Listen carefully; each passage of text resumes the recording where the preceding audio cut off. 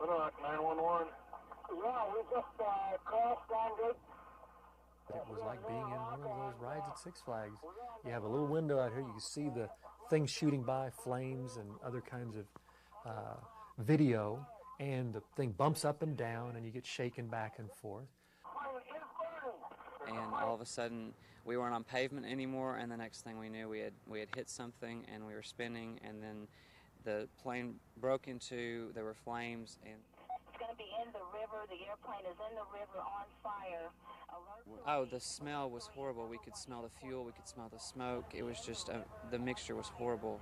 Survivors said they fought their self-preservation instincts and reached out to one another instead.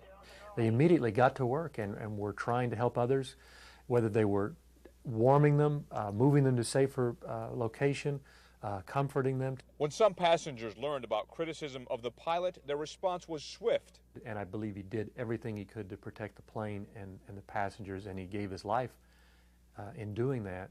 Runway 22 left on the approach. Right on the river. We do have survivors, but we got a burning plane. Okay. But there was some question about how American Airlines handled alerting survivors' families. And it was probably after 1 o'clock in the morning at this point, and we didn't know that the plane had crashed. People watching television throughout Arkansas, throughout the United States, probably knew, and we at the airport did not know, because they did not tell us. It all started about 5 o'clock this morning. I was wakened by a phone call from my son that said that he was all right. I said, all right from what? And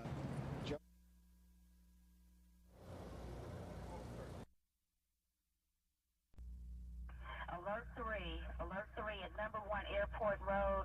It's going to be in the river on fire for engine 4, 6, engine. The aircraft crashed at 11:45 p.m. We went on red alert. Our first notification was at 1 a.m. in the morning. That lag bothers Marvin Leibovich, an emergency room physician and SWAT team doctor. The longer it takes from an injury occurring until the definitive care is delivered, the greater the likelihood that survivability will not be positive. Leibovich and other medical professionals believe they have a solution. We'd want to know, why can't someone in the tower push one button so that all the hospitals know that we've got a plane down and that they can be expecting incoming casualties. Though some hospitals were not alerted for more than an hour, some firefighters were on scene within minutes. It was it's a little overwhelming at first, actually.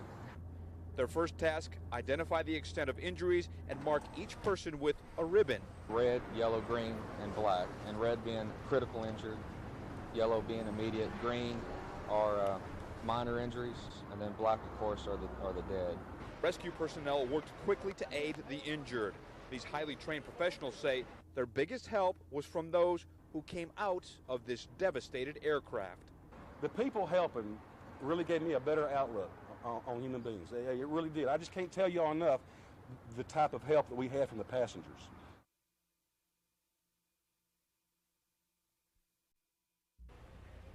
As Flight 1420 approached Little Rock, pilots were getting a lot of information from the tower. They were given a regular interval sequence of weather updates, mainly winds and wind directions by the controller. But how good the information was is still a source of speculation.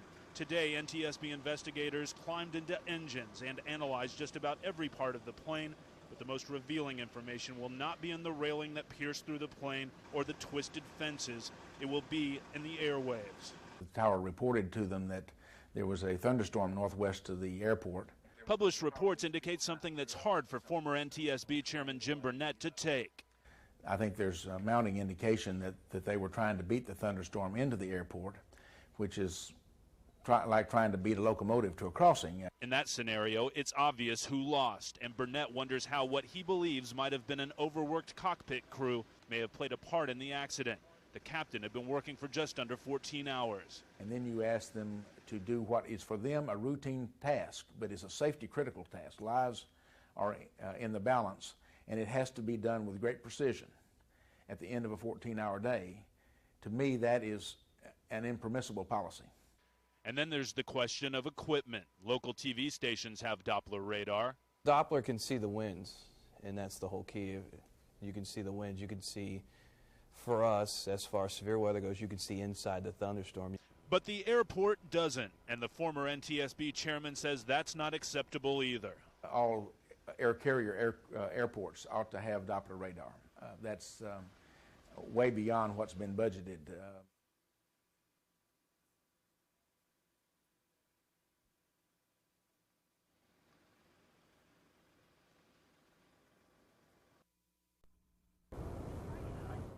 An American airliner sits near the banks of the Arkansas River while the process of recovering bodies continues. The plane was split in two.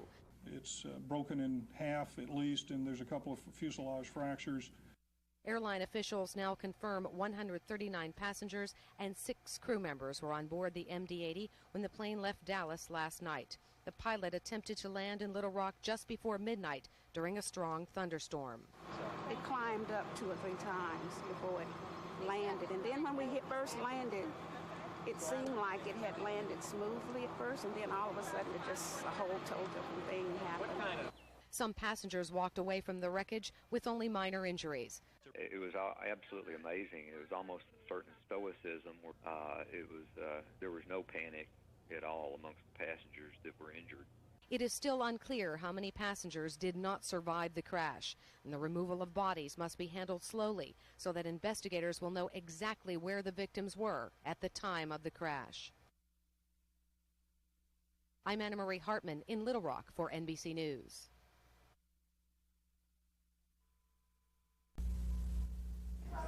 I'm very lucky.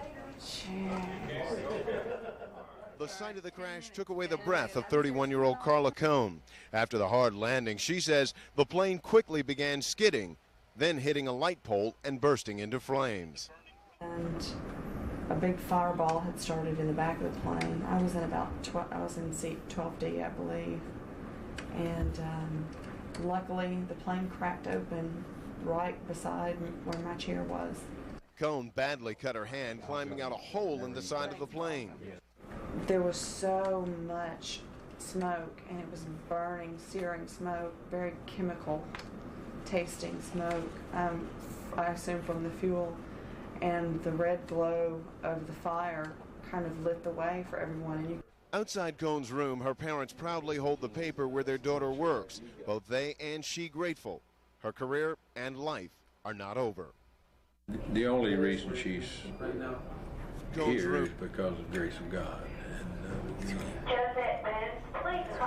We believe this with our whole hearts. My heart really goes out, sorry, I'm a little emotional, to the people who lost friends and loved ones, because, man, that's just, I'm very lucky. I feel very lucky.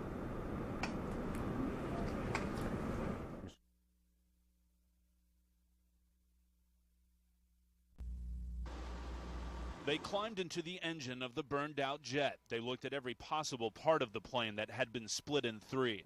But the most telling information about why this accident happened is probably not in the metal rails that pierced through the jetliner, the dented fuselage, or the twisted fences, but in the airwaves. The tower reported to them that there was a thunderstorm northwest of the airport. Published reports indicate something that's hard for former NTSB Chairman 𝗔𝗺𝗏 to take. I think there's a mounting indication that they were trying to beat the thunderstorm into the airport, which is like trying to beat a locomotive to a crossing. In that scenario, it's obvious who lost, and 𗗵𝗏 wonders how what he believes might have been an overworked cockpit crew may have played a part in the accident. The captain had been working for just under 14 hours. And then you ask them to do what is for them a routine task, but is a safety critical task. Lives are in the balance, and it has to be done with great precision at the end of a 14-hour day. To me, that is an impermissible policy. And then there's the question of equipment. Local TV stations have Doppler radar. Doppler can see the winds, and that's the whole key. You can see the winds. You can see, for us, as far as severe weather goes, you can see inside the thunderstorm. But the airport doesn't, and the former NTSB chairman says that's not acceptable either. All air carrier airports ought to have Doppler radar. That's way beyond what's been budgeted.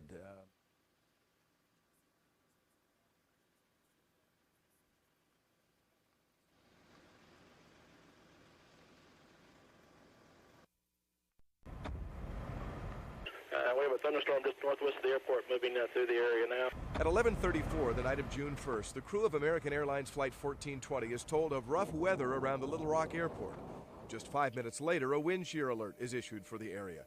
Moments after that, air traffic controllers in Memphis talk about the possibility other flights might want to delay landing in Little Rock. He's on a visual approach right now, but it's kind of rocking and rolling here. All right. They might want to put it off a little bit if they can. There are 2 more radio transmissions between the cockpit and tower. In the first, the controller again warns of a wind shear alert. The pilots acknowledge they're landing close to the storm. Then, the final transmissions after getting clearance to land. 1420, we're established inbound. Like a 1420 thing. Then comes the realization from the tower something has gone terribly wrong. Adams ground, we've got them off the end of the runway. We have a 5. This is an alert 3. This is an alert 3. Then word from the first rescue crews to reach the crash scene. Fuselage is mostly intact. We've got survivors walking around down here. We need to get somebody over, get the bus, get down here and get these people. Any walking wounded. Tonight, a survivor of the Arkansas crash reacts to the decision to land during the severe storm. We were already 3 hours late. Well, why go right into this? What's a night out of your life compared to what we went through? It's unbelievable.